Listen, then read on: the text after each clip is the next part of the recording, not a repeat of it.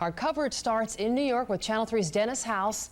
It's what has been a frustrating day for rescue workers. Dennis?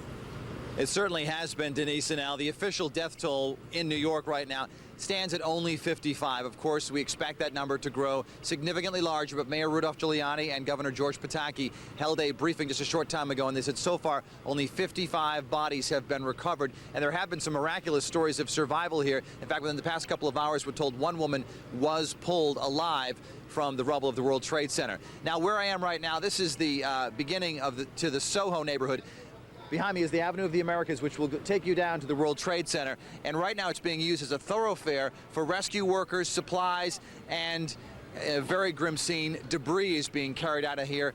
Dump trucks, every so often you'll see, will pull up here. We're being told that they are taking the debris to Fresh Kills, a landfill on Staten Island, where investigators are carefully going through it. They desperately want to recover the black boxes of the two airliners which crashed into the Twin Towers yesterday. Now, as you can see behind me, there are many spectators as well. And because the wind changes periodically here, we were given these gas masks, and other people are wearing filters over their faces, shirts in some cases, and the paper masks. You can see some of the rescue workers which are coming back from the scene. This has certainly been busy all day long. New York City is filled with smoke and ash, along with anger and patriotism tonight.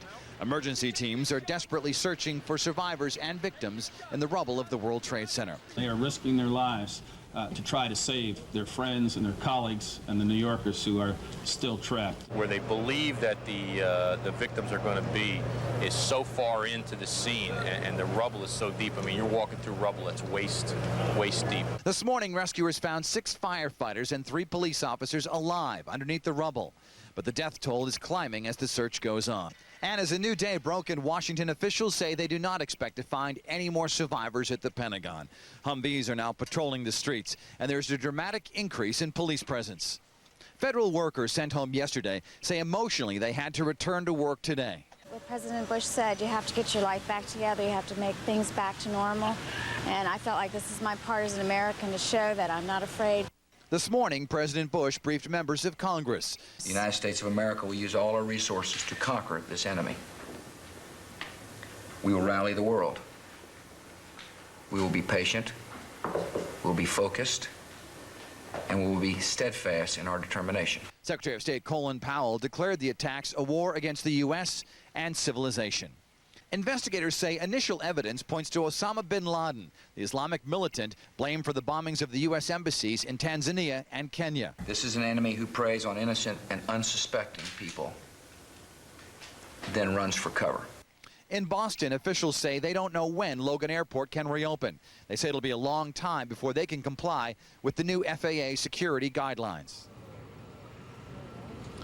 We are told that the blood banks here in New York City are full. They no longer need donations, at least for right now. We're going to have more on that coming up tonight on Eyewitness News at 5:30. We can tell you, though, if you're familiar with the west side of Manhattan, the Chelsea Piers Sports Complex has now been turned into a rescue center.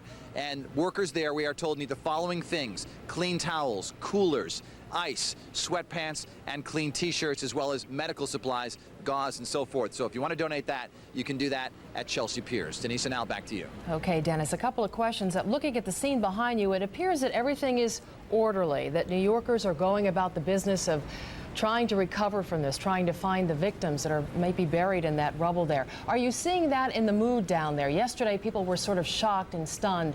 Now are you seeing maybe anger? Folks resolute about doing something about this?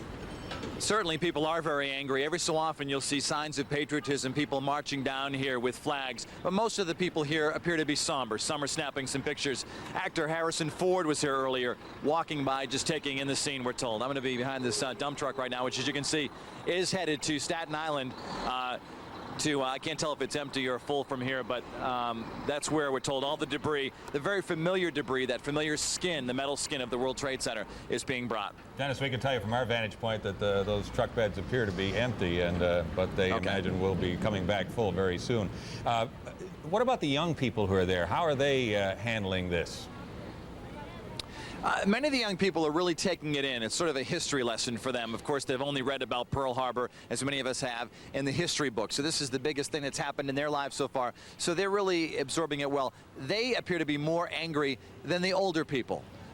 Many of the older people have been through wars and things like that, and so they're of course upset. But the younger people seem to be very angry about this. Dennis, that this happened in their city. What about your situation? Have you smelled any gas in the air? Is it difficult to breathe at times? What's the situation?